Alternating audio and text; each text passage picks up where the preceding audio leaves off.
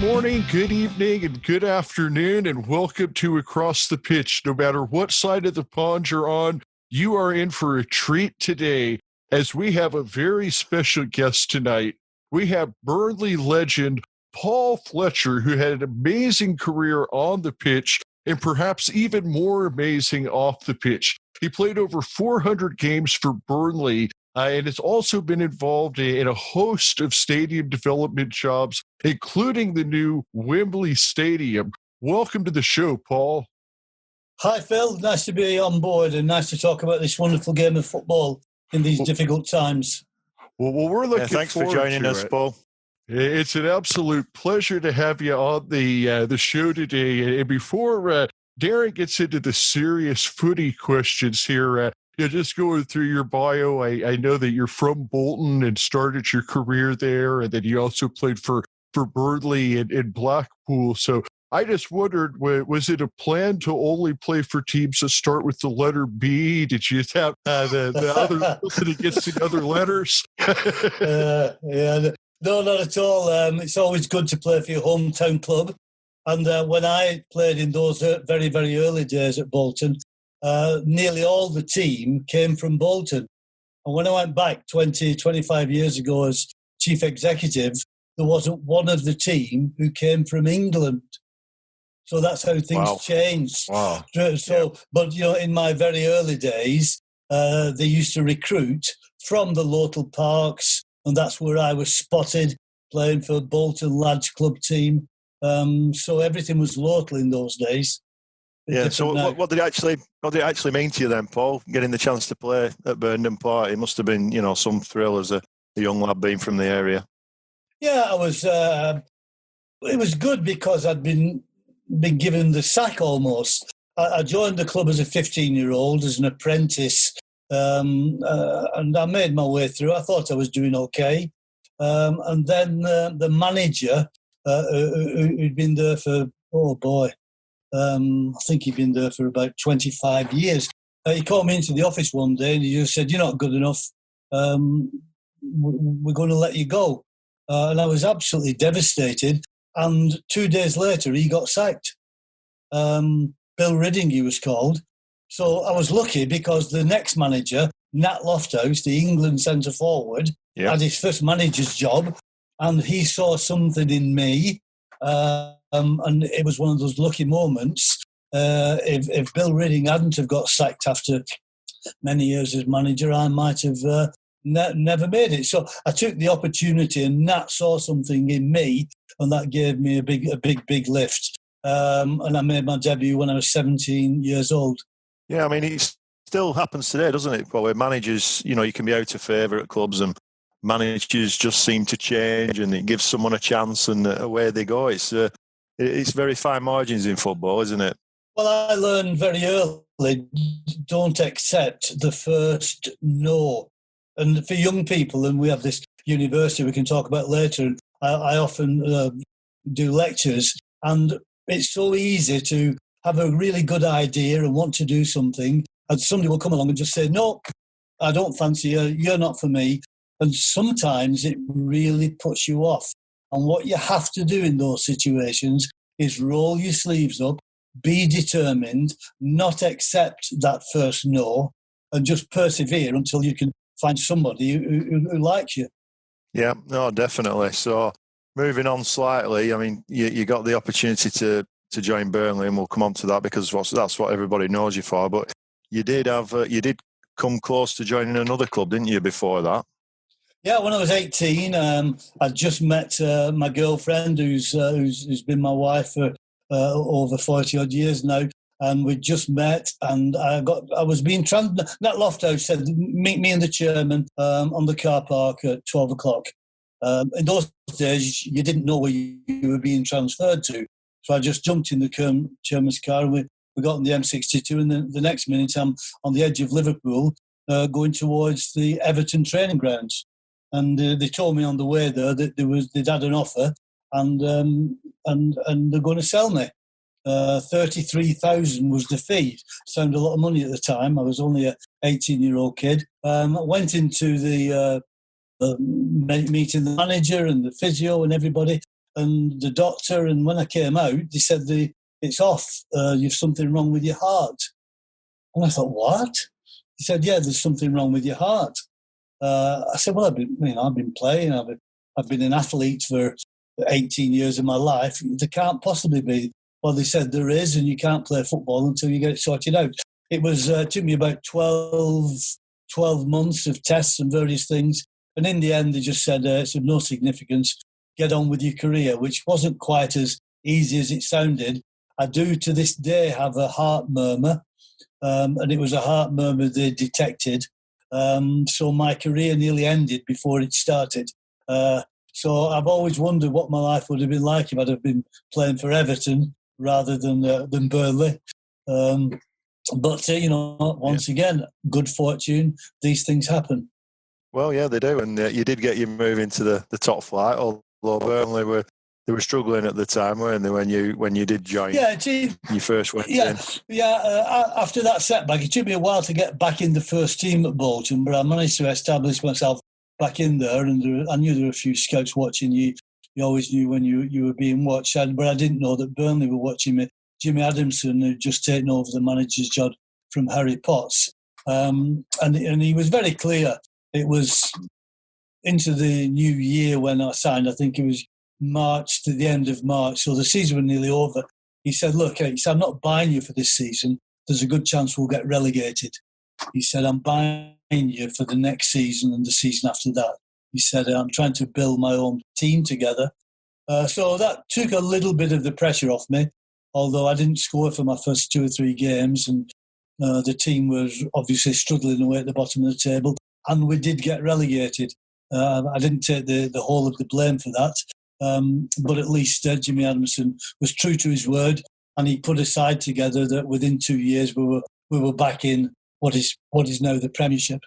Yeah, I mean, just tell us a bit about that team, Paul, because I mean, people still speak fondly about that side, don't they? Looking back, that promotion team and some excellent players, Martin Dobson, Leighton James, etc. Just tell us a bit about how good that team was. Well, it was a good team because he had 50% of the team were effort, and the other 50% was skill. And he had this wonderful blend of players like, I played along Frank Casper. He was an extremely skillful player. On the wing, we had Leighton James, a Welsh lad, wonderful, wonderful ball player.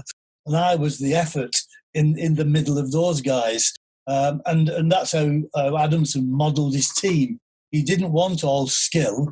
And consequently, we brought together some great friendships. And even to this day, I'm often out with my old teammates, Colin Waldron, Frank Casper, Jim Thompson, Mick Doherty, Martin Dobson, Brian Flynn.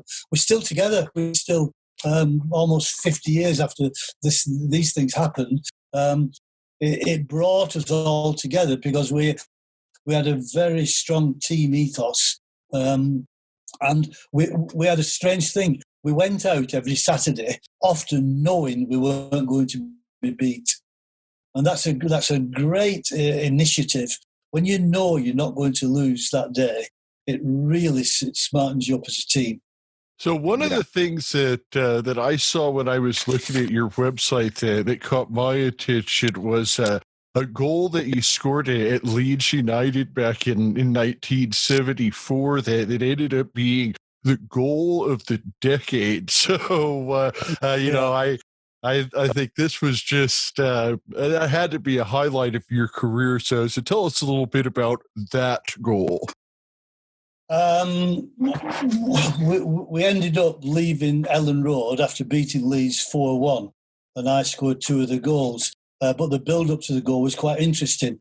I didn't feel well before the game, and on the Saturday morning, I told Jimmy Adamson, I said, look, I don't feel well. Maybe it might be a good idea not to play me. I feel sweaty and I don't feel as though I have any energy. The following Saturday, we were playing in the semi-final of the FA Cup. And typical Adamson, he knew exactly how to handle the situation. He said, well, that's all right. He said, don't play today. He said, but if you don't play today, you don't play in the semi-final next Saturday. So it's up to you. Either play both games or so that put the pressure on. And I remember not feeling particularly well, but sometimes luck is with you. And I tapped one in, which was the first goal. Then it was 1-1.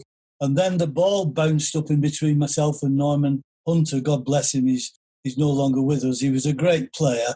And as it bounced up between us, just near the edge of the 18-yard box, I just jumped up and did a scissors kick, an overhead kick, and I call it fluke or whatever. It absolutely flew in right in the top corner. And I just turned around as though I'd been practicing this all week, and I thought I did it on a regular basis. The first overhead kick I'd ever done in my life, and it was voted by the Burnley fans the goal of that particular decade. So it was a good decade. And it's always nice to score a goal like that, because many people remember great goals and they want to talk to you about it. And sometimes I can be in London, I can be in Scotland, and somebody will just walk up and say, "Are you Paul Fletcher? I was at that game when you scored that goal at Ellen Road." So it just adds a little bit to an enjoyable career. That's incredible, and the fact that you weren't feeling that way, it almost makes it like your version of that Michael Jordan flu game that they talk about all the time. Really? Well, adds to the legend, if you will. Yeah. Well, they're still playing it on social media now. We've had it on our Facebook page recently, so it's still being talked about and enjoyed, which is fantastic, isn't it? Yeah. So one other thing I just wanted to ask you about, Paul, was like you played a few games for the England under-23s in that period. Yeah. Did you get close to a full call-up in that period? Were you optimistic about getting a full cap at all? Yes, and I got a few. I think I did 5 under-23 games. Didn't get to play at Wembley, and then we went on tour at the end of the season, and I can't remember which England player injured himself, and they contacted the club whilst we were on tour to ask if I was available. So that was my only England call-up. Unfortunately, we were way, I think we were in Barbados of all places, and there was no way I could get back. I would have done if I could have done, but in those days, travel used to take almost the best part of 2 days to get to these places. Yeah. So I did almost get a full call-up for the England squad, and that's as near as I got to it. And after a couple of years after that, I got quite a bad injury and didn't get called up again. But it's a good story to tell, I suppose. Oh, definitely, yeah. Well, to get that close. I mean, one other thing that also has come to, we get asked regularly from Facebook and our listeners, is the best players you've played with. So we're talking the best players played with, against. I know it's something you probably asked a lot, but... Yeah, well, during my time at Burnley, Frank Casper was a great player. Frank could read. You talk about these players who could read the game. It was a lesson to me. I could never read the game. I was a slogger. I was an up and downer effort, fighting, kicking, whatever. Frank was a class player, and to watch somebody read other players was wonderful. So he was a great player. And to play against in those days, people like George Best. George Best was the greatest player I've ever seen. Often he didn't understand what he was doing. It was just so instinctive. He would have 5 people around him. He hadn't planned or worked it out or trained it. He would just move in a way, and you almost felt you wanted to applaud him. He was an incredible player, was George Best. Obviously had a few demons off the field. But on the field, it was a joy, even though you're on the opposing side, to watch someone with so much skill. To play against players, I was quite a small centre forward, and I always used to like playing against centre halves who were maybe 6'2", 6'3". If they were 6'5", that suited me down to the ground, because I had a good spring in my heels and I could get up there before their brain even thought about jumping up. But the hardest centre-half I ever played against was a guy who was an inch smaller than me, and he was called Dickie Rook, and he played for Middlesbrough. And I just never, ever got to head a ball whenever I played against him. I could play against the Larry Lloyds of this world, who was 6'5" and enjoyed the game. But Dickie Rook, who was a smaller player than me, was a wonderful centre half, and I always had a rough time against him. Right, so he played you at your own game, so to speak. Yeah. And don't forget, in those days, you know, there was no action replays, there was no recording of the game in the early days, and it was a physical game. The centre half's job was to hurt me, was to kick me and thump me and whatever, swing the arms about. I broke my nose 3 times by having centre half swinging their arms about, as they do. And it's your job to stand up to it, make sure you don't shy away from the game, and fight back. It was a very physical game, and often I wonder about that. You know, that's taken away from the current game. That fight, and you know, every team used to have a hitman. You know, we talk about Nobby Stiles now, who's sadly passed. He was a hitman. And every team had a Nobby Stiles. And he was the one you had to be careful with. He was going to kick you off the park. And current teams don't seem to have that physical side or a hitman. You can't name who's the current hitman in the Man United team anymore, or in the Burnley team. In terms of... I don't think we've seen it, yeah. In terms of North American sports, I think when you say hitman, that the closest thing that you would have seen over here would have been like an enforcer in hockey. And I know that in NHL, they talk about how there's no enforcers these days. So I think that maybe we're seeing a lot of sports go that way. Yeah, I'm sure that's the way it is, Phil. Because, you know, in those days, the game was for the crowd. These days, the game is for television. So they've sanitised the game of football to make it look pretty on television. But, you know, I have this argument with my centre-half mate, Colin Waldron at Burnley. I say that 50% of the current team at Burnley wouldn't have got into our side. But on the other side, 50% of our team wouldn't have got in their team because we didn't have the skill. So it's a different type of physique that you needed in the 70s, and you needed to be tough, and you needed to be able to have a fist fight if necessary. Nothing was recorded, and all the referee did was either send you off or boot you. And if the referee didn't see it, it wasn't a foul. It's totally different now. You've got cameras everywhere. Whether they add to the game, I don't think so. So I'm gathering from what you just said there that what you're saying is that the players today may have a higher skill level, but they don't have the toughness to have lasted back then. At least some of them. Exactly. Yeah, you summarised it better than I did, Phil.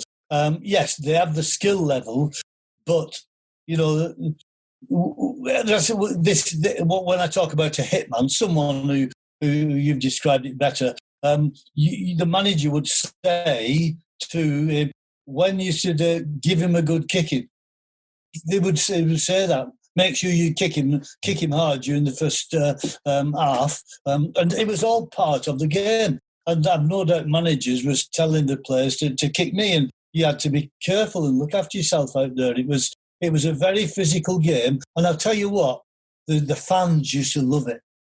I remember my granddad taking me to watch one of my first games.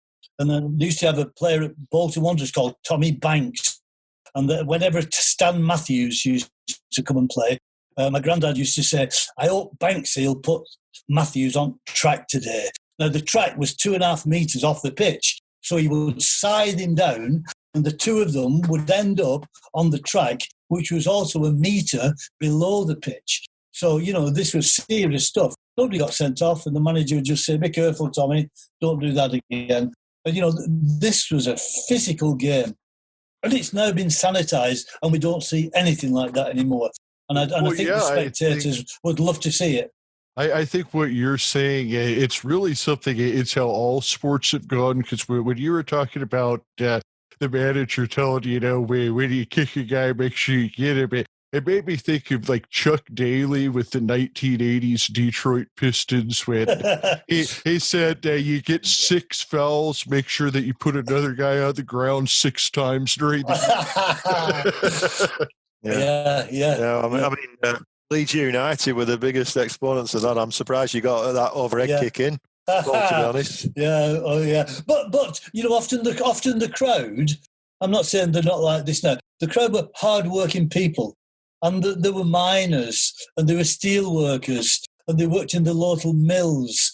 And often on a Saturday afternoon, they liked to see a football match, but they also liked to see a fist fight. They didn't want to see 11 ballerinas skating round the pitch. They wanted to see a good fight. And if you could just smack the centre half and bring a bit of blood from his nose and he could smack you back, they enjoyed that physicality. And it was our job as players to take part in that. And sadly, I think that is what is missing. And on the way back from the games, people would talk about these incidents for 2 or 3 days until the next match came along. And it'll be the same in American football. This side of it, the physicality, is often what the crowd talk about more than actually the goals or the tries.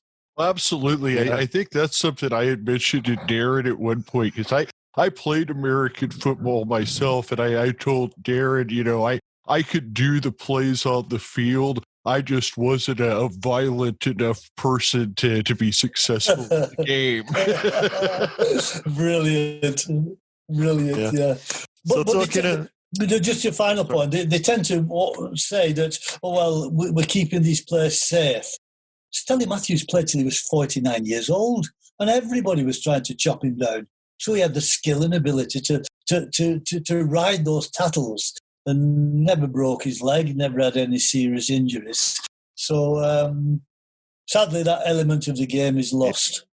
Yeah, definitely. I think, like you said, George Best was the same, wasn't he? He could certainly ride a challenge. But just moving on to your career again, Paul. So you had a brief spell at Blackpool when you finished your career. Yeah. Now, one thing that we talk to many ex-players on here is about when the career finally comes to an end. I mean, how did it affect you? What were your next steps then once you realised you couldn't play anymore? Yeah, there was a bit of good luck. I had a life. Well, it was a career-threatening injury, and I knew I would never play again. But I was on a 12-month contract, so I had time to sit back and think what I was going to do. And I made a conscious decision. I was going to roll my sleeves up, and no matter what job there was for me, I wasn't going to try and be an ex-professional footballer anymore. I just had to forget about that and find an honest way of earning a living. Now, it was difficult because I was aged probably 32 with 2 small kids by this time. So I needed to be the breadwinner. And it's tough. And the other thing that's tough is I miss the dressing room.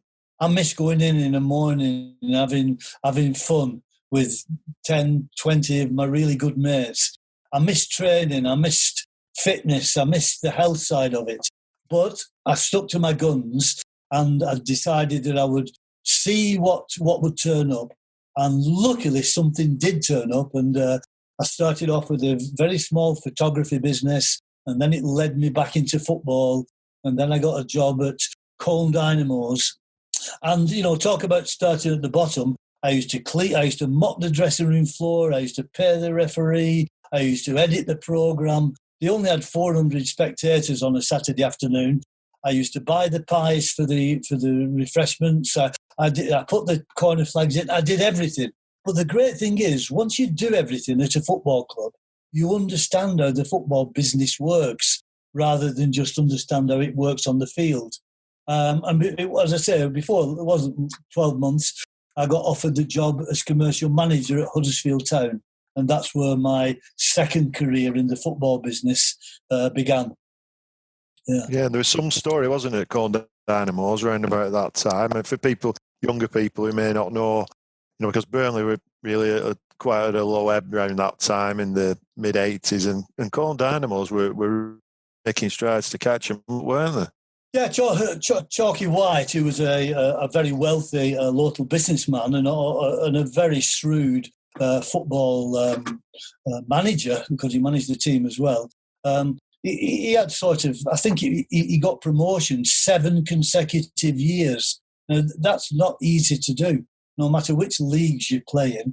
For every year to move into an upper division and get promotion, and for 7 consecutive years. And he was knocking on the door of the Division 4, as it was in those days in the UK.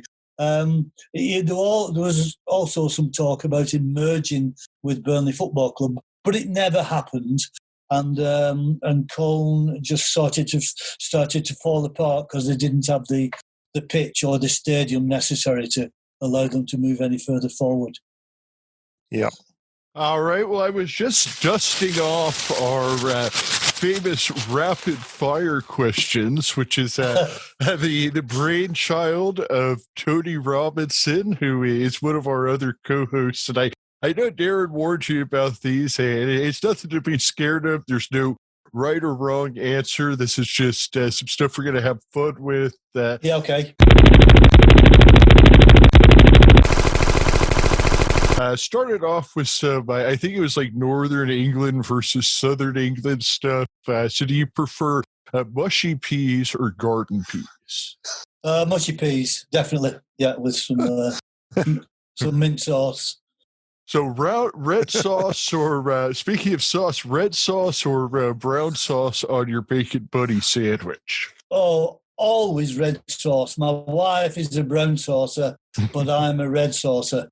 So you can see a bit of class. So this is a family.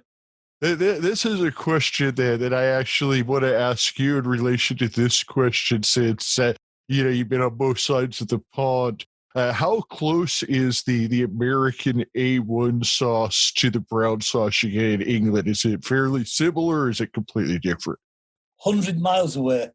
100 miles away. Yeah, without any shadow of a doubt. Yeah, no, you get used to the British sauces, I'm afraid. Well, it's a big secret. We'll tell you how to do it one day. Well, we've also got some music questions here. Are you a Beatles or a Rolling Stones guy? 100% massive Beatles fan. Massive. All right, good man. Yeah, good man. Yeah. And then for the newer era of music, were you with Oasis or Blur?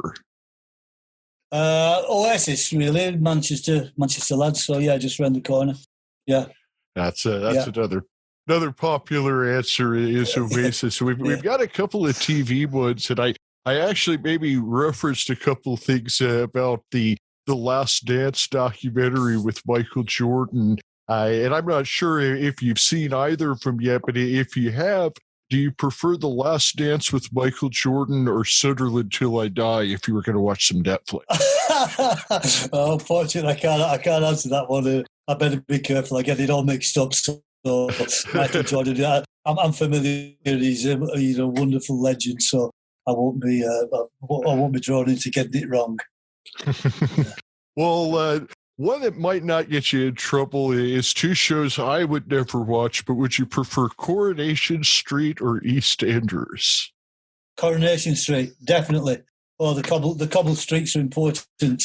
That's where I was brought up, on cobble streets. Yeah. Excellent. Mm-hmm. And then we had, I think I forgot one of the English food questions. Do you prefer black pudding with your full English breakfast, with or without? Yeah, black pudding's fine. Yeah, it's not everybody's cup of tea, and it's quite rare these days. But I don't mind black pudding at all. Yeah, just shows you're a bit of a classy eater if you have a black true Lancastrian. Yeah, got to eat black pudding. Yeah, you got to eat. Yeah, especially living near to Bury. Bury's only 20 miles away from Burnley, and they used to sell black puddings at the football games. Yeah. So would you rather have black pudding or Uncle Joe's meatballs? Oh, wait a minute now. Oh, yeah. No, I'm going to go for Uncle Joe's meatballs now. Yeah. Phil just recently found out about these a couple of weeks ago, so he's trying to get some. He's trying to get some shipped over to the US. Yeah, I'm trying to get some here in Phoenix. But the last question we have here is it's actually a Phoenix, Arizona related food question because we do something here where we put hot jalapeno peppers on our pizza, and I was wondering, is this something you've tried or would like to try a pizza with hot jalapeno peppers? I think I'd like to try it. I like hot stuff. I've not come across it before, but I would be up for trying anything once. Well, it's definitely worth a try, and I know Darren likes the hot peppers. Well, next time over see my mates in Philadelphia, I will be asking for that that dish. Sounds great. Well, that was it for the rapid fire, and we appreciate you being a good sport with that. And now I'll turn the mic back to Darren for some more footy questions. Okay. Moving on from Cole Dynamos, you got an opportunity at Huddersfield Town, Paul, didn't you? And that's where your career really took off from off-the-field activities, I would have thought. Yeah, life is a funny thing, and for me, it's often about the people you meet. I met a guy when I was at Burnley Football Club called Steve Kindon, who got transferred here, there, and everywhere. He was a great player himself, but he rang me up one night. He said, "Paul, just let you know, there's a job going at Huddersfield." And I said, "Oh no, I don't want to leave it. I'm at Cole Dynamos. I'm absolutely loving it." And he said, "No, you've got to improve your career. You've got to step up." He said, "So I think you'd really suit you the job." So I went over for the interview, not wanting the job really, and they offered it me. And they said, "We want you to be our commercial manager." Within 12 months, we were nearly going bankrupt. The old stadium was falling apart, but I was loving the job. I used to sell the perimeter advertising. I used to put on sportsmen's dinners. I'd edit the programme. I would do all the jobs revolving. I would get sponsored cars for the players, and it was great. But there was one thing that Huddersfield had. 100 yards away, there was an empty site, and it was 55 acres, and it just sat there. And one day the chairman said to me, "Do you know, we could build a new stadium on that site?" And it was a time we needed to move across because the old ground was just falling apart. They could only get 10,000 in on the safety certificate. So that's how I got involved in Stadia. And the chairman said, "Look," I said, "Look, I don't know anything about new stadium." He said, "Well, this is an opportunity to start. There aren't any new stadiums in the UK. Hardly. There's been one at Walsall." He said, "Why don't you start to learn about them?" So I took it on board. He made me chief executive of the stadium project. And we built what it was called the McAlpine Stadium. I did the naming rights. We put on some rock concerts. I had the Eagles there one night, which was absolutely wonderful. So we turned it into a real community stadium. We won the Building of the Year award. And that's how I started getting involved in Stadia rather than involved in the kicking of the bouncy ball. Yeah, I mean, and eventually it would lead you to getting involved with Wembley, wouldn't it? So, the pinnacle of stadiums in Britain. How did that come about, Paul? Well, in between Wembley and Huddersfield was my old club, Bolton Wanderers. So the directors came to have a look at the Huddersfield Stadium and started to pick my brains, and they did it 2 or 3 times. And then on one occasion, the chairman rang up and said, "How do you fancy coming working for us at Bolton? We're building a new stadium." And I didn't know anything about the new stadium. And it was only about the 6th or the 7th one to be built in the UK. But I remember thinking on my very first time I visited it, this is a long way from the centre of Bolton because the old Burnley Park was walking distance from the town centre, and this was 7.5 miles away. And to this day, I still think it was built in the wrong place. When I got there, they'd already started to put up the steel framework. There was no way I could relocate it then. And I think Bolton have made a terrible mistake of moving far away from their fans, and the fans have simply not followed them 7 miles away. So that's. But while I was there at Bolton, I got a call from Sir Dave Richards, who asked me, did I fancy the commercial director's job at the new Wembley Stadium.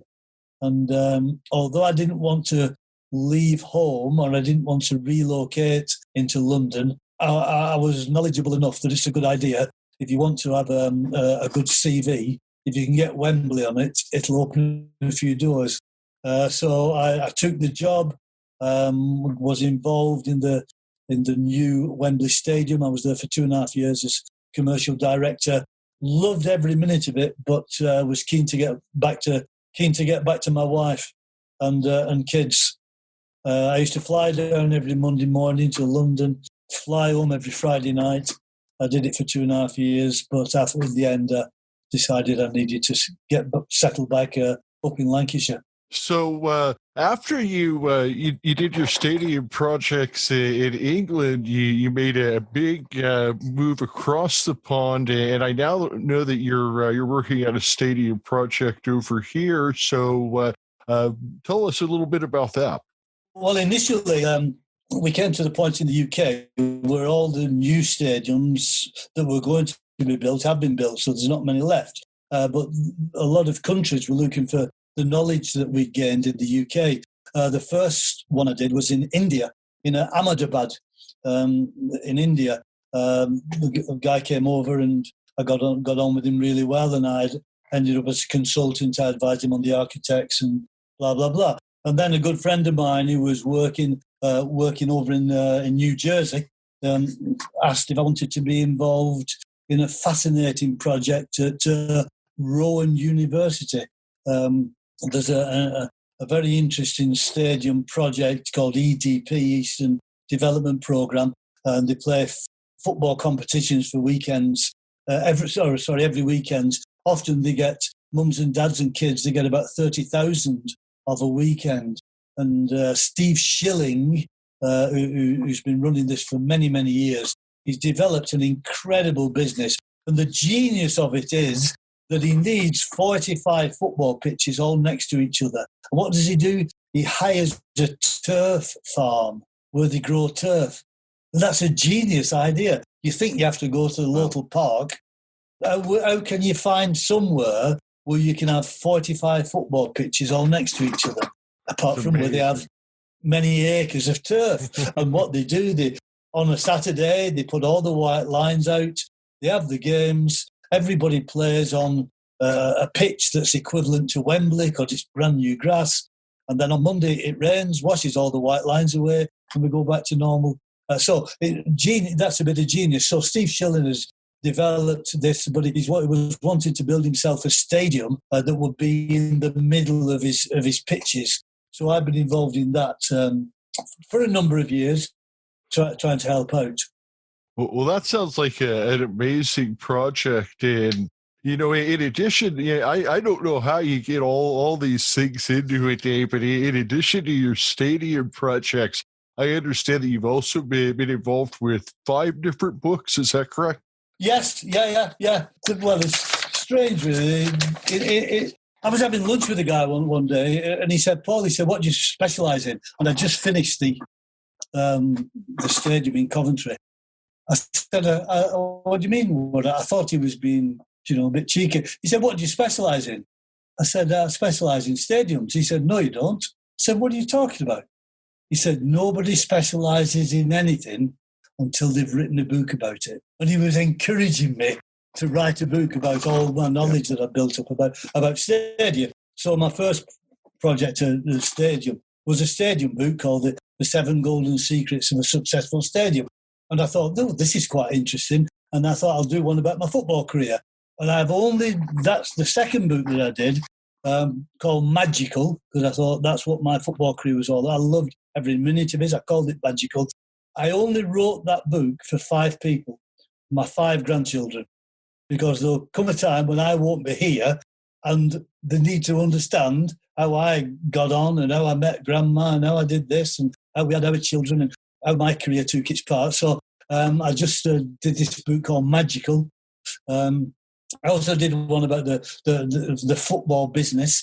And then I was challenged, and I always want to stretch myself.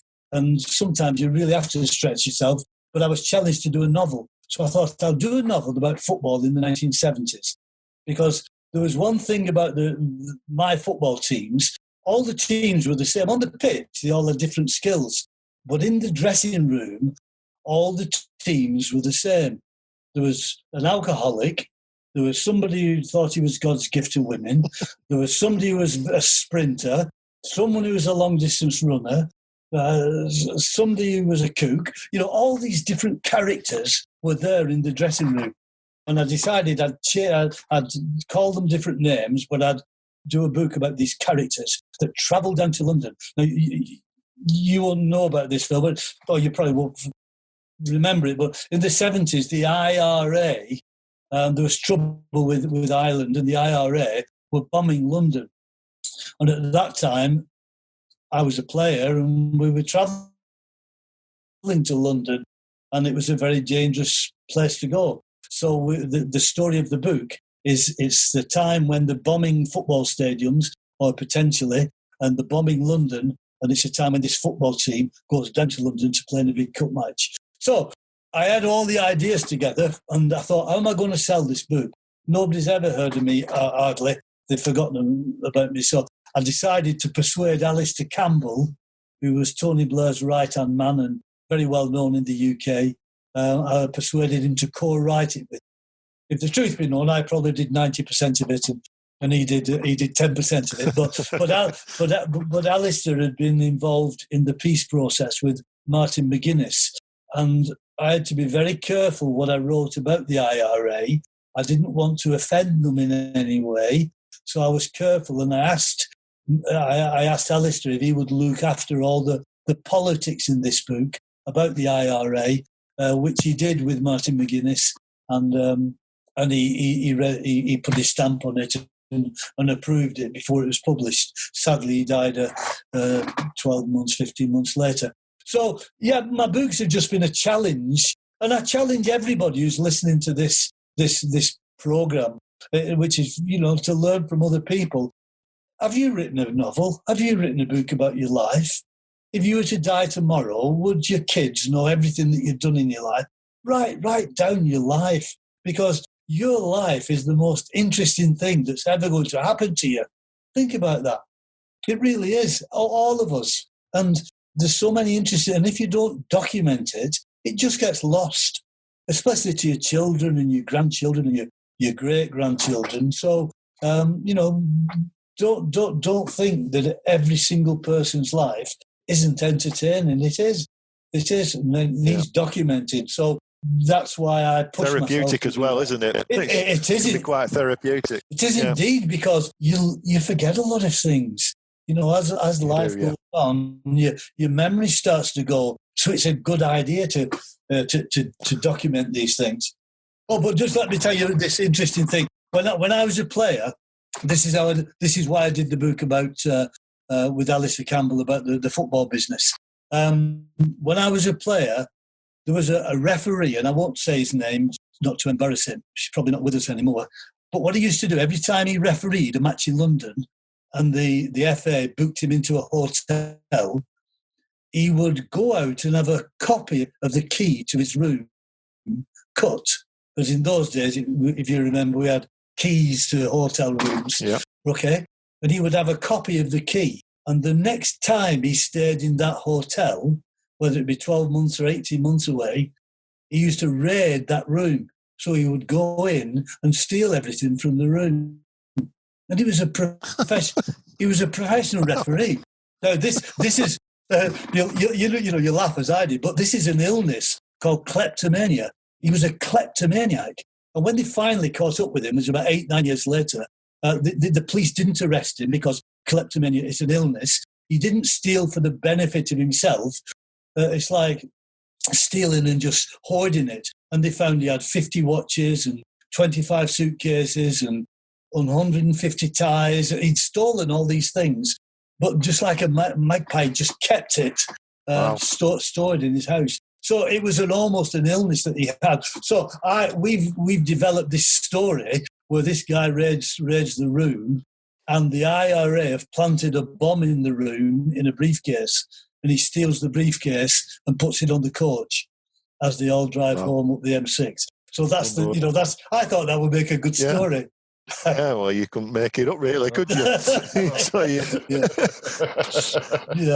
yeah. So just a couple more things from me before we wrap up. So I just want to go full circle now. You ended up back at Burnley, Yeah. and I know you're involved as a chief executive, but I'm also interested in the academic side where you were incorporating university campuses on site at Turf Moor. Can you just tell us a bit about that, please? Yeah, I've always been passionate about stadia, and I'm sure the stadium in America is just the same as the stadium over here. You tend to only use them once every fortnight, and they're multi-million-pound, almost billion-pound buildings now. And what do you do with them when there isn't a football match going on? So that's why I've always tried to put on rock concerts and all these different things. One morning, one of my directors, Brendan Flood, walked into my office and he said, "Paul, I've seen a really good idea in Mexico, in a place called Pachuca. Pachuca Football Club is sat right next to Pachuca University, and they have courses and they teach all about the football business." He said, "But do you know where they got it wrong?" He said, "They teach all about kicking the ball and fitness and training and coaching." He said, "The English Premiership is getting so big, wouldn't it be a good idea to teach young people all about the business of football, not the kicking of the ball?" So it's all about marketing, media, finance, law, psychology. And as soon as he said that, I thought, this is a great idea. And, in simple terms, we converted Burnley Football Club into a university campus. All the executive boxes turned into teaching rooms. We had 44 students in our first year. Last year we had 1,500 at Wembley Stadium and 1,500 at the Etihad. We've moved into Manchester. We've moved into London. We do courses for people who want to work in the business of football. Next year we're opening up in Atlanta. We're opening up in New York. We're opening up in Miami. We're opening up in Toronto, in Melbourne. It just blossomed. Wow. And because football I think it's the only professional sport that's played in every single country of the world. Often young people, they can't be a person who performs on the field, but they love the game so much that they want to work in the game. And isn't it a good idea to give them an education of how to be a journalist, how to be a football manager, how to be a football agent? All these skills we can teach young people, because the football business and sport in general is getting bigger and bigger and bigger every year, and it needs smart young people to manage it for the next generation. So, that's how I started with UCFB, University College of Football Business. We have a website if anybody wants to look at it, and we it's just growing. Not my idea, but certainly once Brendan uttered those words, I thought, this is a great idea. And within 2 months, I'd resigned from Burnley and I was working full-time on it. But I just thought it was a fantastic idea that my colleague had. No, it is definitely. It's something, personally, I would have loved to have done when I was young. So Me too. I would have loved to have gone to a football university. And the great thing is that all the kids will have a Manchester United supporter, a Burnley supporter, a Rochdale supporter, a Scunthorpe supporter. It doesn't matter where they come from, but they're all in the same family. They're in the family of football. They only don't like each other on a Saturday afternoon when they have to play against each other. But through the week, the conversations that they have, and not just the males, the young females that are coming through now, working in the football business and playing the football game. So it's wonderful just to see this football family of young people talking about the game, planning the game, and these will be the people who will be the next generation to take the game forward. Well, you really caught me with a Scunthorpe supporter. I didn't know they had. Oh, yeah. They've been trying to build a new stadium for about 10 years, and they've not pulled it off yet. Excellent. So I think that's it's been a brilliant way to end our chat tonight. But I know we could go on all night, and maybe we could get time for a chat. Can I tell you one final story? Absolutely. Yeah, fire away. Okay, my life has all been about serendipity. I think this is a wonderful word, the chance discovery of something wonderful. Let me tell you, look, my mentor, Tony Stevens, used to say to me, Paul, you can lead your life for 90 years, but you'll only have 3 life-changing moments. And this is one of my life-changing moments. We've lost 5-0 to Lotal, and I've had a terrible game, and I'm on the coach, and this guy, John Ritson, who's the fullback, he said, Fletch, he said, let's go for a pint of beer. I said, no, I'm going home. He said, Fletch, please, just come with me for a drink. I said, Ritty, I'm going home. I've had a terrible game. I've had a stinker. I'm going home to drown my sorrows. He said, just come in and have half a lager. I said, I'll come in for 10 minutes and then that's it. And I got off the coach and I walked into this bar in Bolton, and I walked straight in to who I didn't know then, my wife, who's been my wife for the last 50 years. And I often wonder what my life would have been like if I hadn't gone in and had that half a lager. And I walked straight into her, and the moment I saw her, I knew she was going to be my wife. And God bless her, we've had a wonderful time together, and we've got 2 kids and 5 grandchildren and all this razzmatazz. But thank God, John Ritson pulled me off that coach. And a serendipitous thing that happens in life, and, as good fortune and ill fortune comes along. So it was a strange one for me, but been a good one.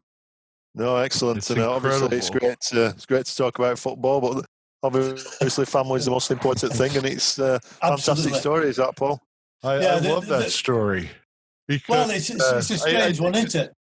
Well, I think it's something that Darren and I talk about quite a bit, about why we're even here talking footy in the first place, about how at one time, a few years back, I listened to a podcast, and a listener question came in about Accrington Stanley. It was the first time I had ever heard of him, and just imagine if I had never listened to that podcast that day and decided to find out more about Accrington Stanley and found Darren with writing books about him. It's just, it's exactly, how life works. And Phil, let me ask you a question, a very quick one, just to see what your intellect is like on English language.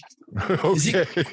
Is it correct to say the yolk of an egg is white or the yolk of an egg are white? I'm sorry, one more time? Is it correct to say the yolk of an egg is white or the yolk of an egg are white? Well, there's only one if it's an egg, so it would be is if it was a singular egg, or if it was the yolks of eggs. Well, the answer is no, because the yolk of an egg is yellow. But obviously in America, the yolk of an egg's white. So sorry about that. Okay. Got you there. Paid you back for that rapid. Paid you back for the questions about music and mushy peas. Sorry, Phil. Sorry. Oh, no, that's okay. You caught me on that one. I was. I was going all over that. Well, Paul, it has been an absolute honor to have you on the show today. And I did just want to let the listeners know they can read a lot more about you on your fantastic website, which is paulfletcher.co.uk. Definitely worth taking a look at for anybody that wants to read more about you. And I just wish you continued success with all of your projects. And it's just been a pleasure having you on the show today. Thanks, Phil. Thanks, Darren. Believe me, the pleasure's all been mine. Thank you very much for joining us. It's been great. Thanks, Thank Paul. you. Cheers, Paul. Thanks.